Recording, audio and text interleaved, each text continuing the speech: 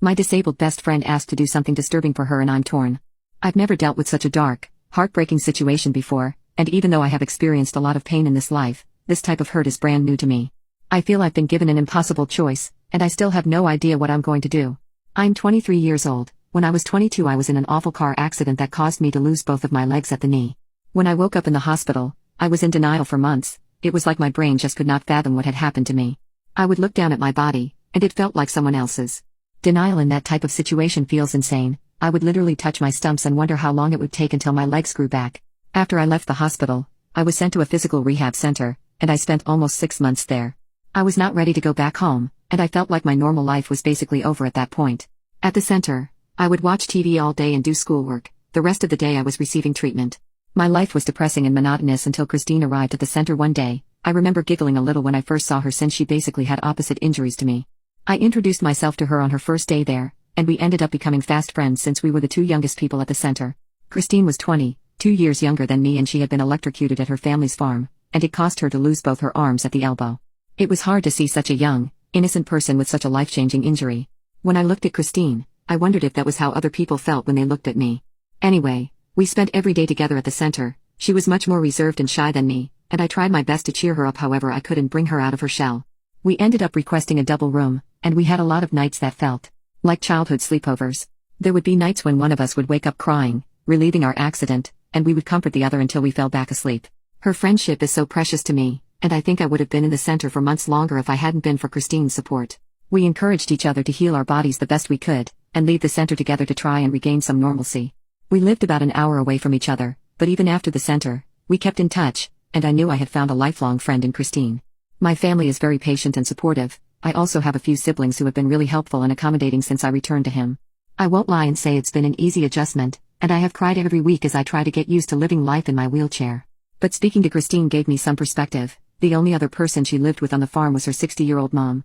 Christine had confided in me during our stay at the center that the older her mom got, the fewer chores she could complete on the farm. She said her dad had died a couple of years back, and since then, Christine started doing a lot of odd jobs on the farm to try and help her mom out the best she could. That's the circumstances that led to her accident. Christine was working on an electricity box that she had no experience with, and that's how she was shocked. Therefore, things had been extremely difficult when Christine returned home since she was still trying to be self-sufficient, but she needed her mom for so much now. Christine told me she was trying to teach herself to use her feet to do things like type and cook, but most days, she would just screw up and make a mess. After we had both been home for about 6 months, I was finally adjusting. Meanwhile, Christine was crying to me on the phone almost every night about how difficult she was finding her new life. My heart broke for my friend, and I felt powerless. I did the only thing I could think of, and I asked my parents to take me to visit Christine. They agreed, and we made the long drive over to Christine's family farm. As soon as we pulled in, I saw it was a beautiful and lush property, and my eyes welled up as I thought about all the work Christine must have been doing on it before her accident. My heart damn near exploded when I saw Christine run out of her house to greet me in the car. We shared a laugh when I hugged her, and she apologized for not being the best hugger. We all went inside, and I met Christine's mom, who turned out to be a lovely woman, but she moved slowly and had lots of wrinkles. My parents agreed to stay for dinner, and afterward, I slept over at Christine's house and my parents headed home. They were nervous about leaving me, but I promised I would be safe.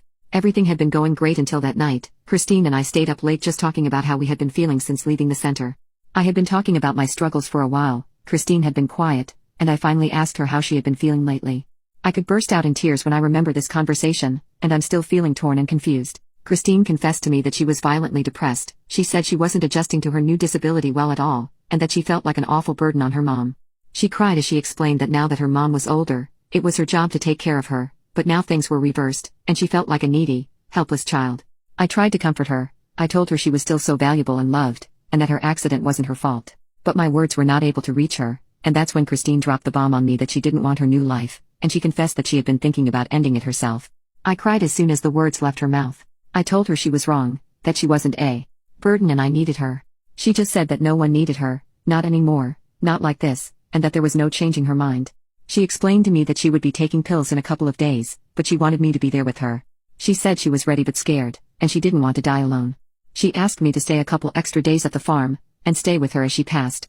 I had never heard something so painful and heartbreaking in my life. I spent the rest of the night begging her to change her mind, but it was no use. We just cried and held each other until we started to fall asleep to the sound of the birds chirping outside.